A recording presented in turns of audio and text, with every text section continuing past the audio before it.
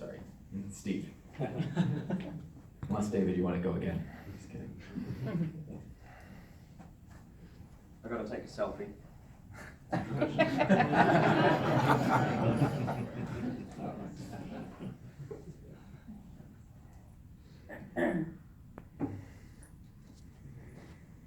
Well, good morning.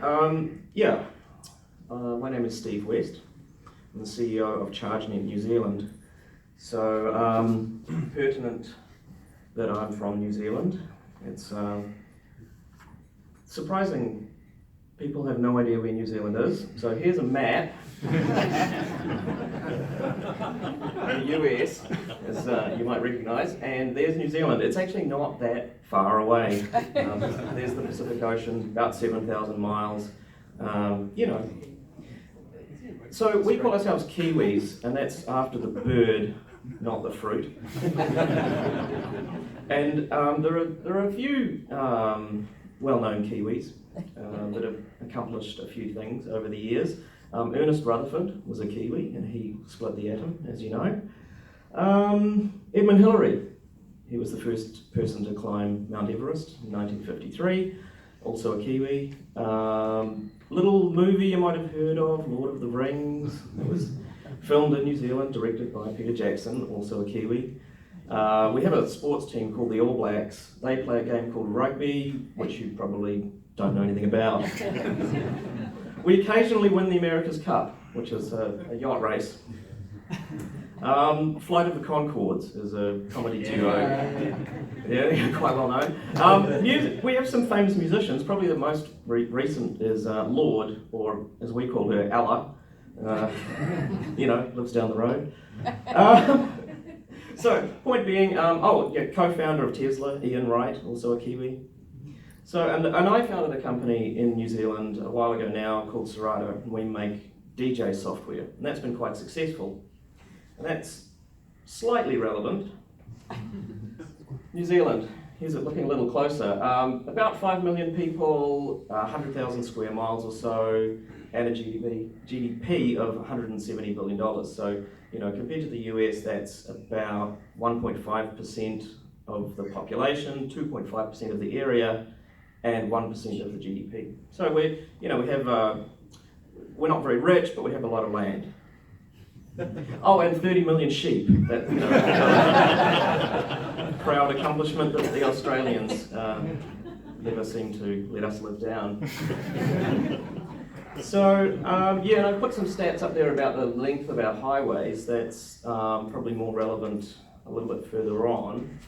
So, electric vehicles in New Zealand, not very many so far. As of today, there's about 3,600, so those figures are at the end of each year. As Rami was talking about earlier, Norway is the poster child for EV uptake the world over.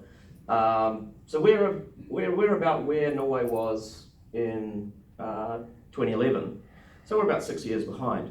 But massive growth, you can see there, more than doubling. In the last 12 months, actually, it was a 2.5 times increase in registered EVs in New Zealand. So it is a massive uptake in relative terms, but it's from a very small base.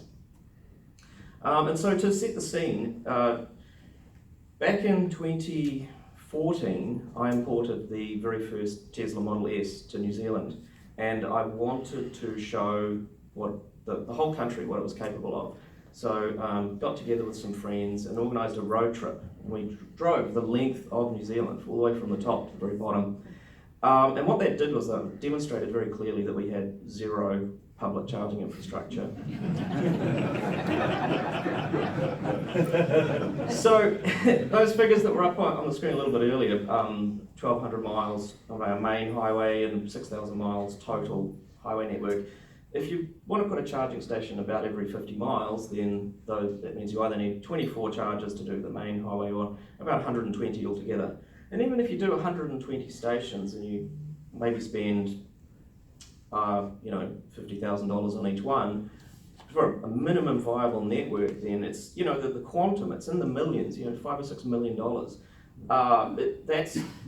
That's small enough that just one person can fund that privately, and that one person was me. So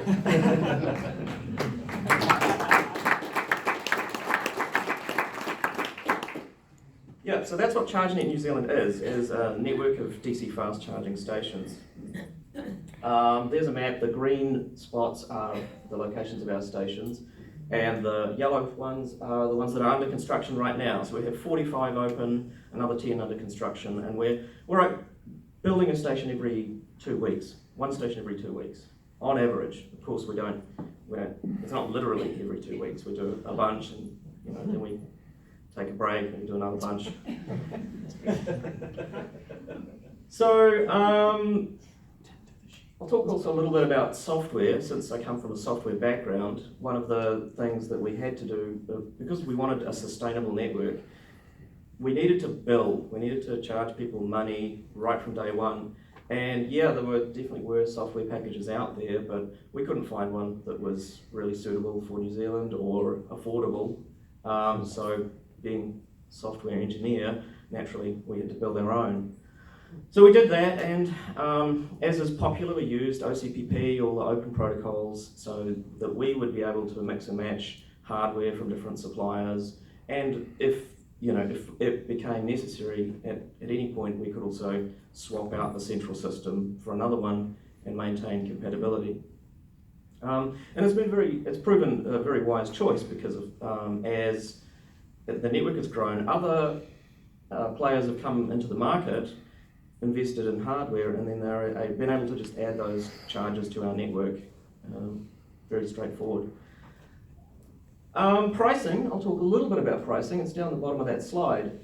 So we have a hybrid model where we're charging for the energy that we deliver as well as the time that's spent doing it. So in effect, you kind of rent the machine off us for those minutes that you're using it. And I don't know how that is in the context of US pricing, but that energy cost reflects our actual cost. So you guys have a lot of problems here with demand pricing, and it turns out that in New Zealand, the demand pricing exists, but only over a certain connection size, and that connection size is 69 kVA. So a 50 kilowatt charger fits very nicely under that threshold, and we don't pay any demand charges. And that makes it possible to have quite affordable pricing. The average spend is be about $5 US on a charge. That tends to be about 7 kilowatt hours delivered, and they spend about 10 minutes doing it. And so there's obviously a distribution of usage across the stations. Our busiest station has 2.5 hours in the last month, did an average of 2.5 hours a day of usage. Now, for us, that pricing, our profit is that per minute charge. That's the gross margin that we're making.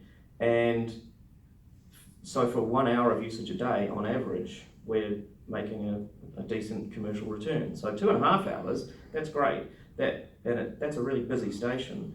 And so that incentivizes us to put more stations in. And so naturally, that's what we're doing. But of our network, 11 stations are doing more than 1 hour of usage on average per day.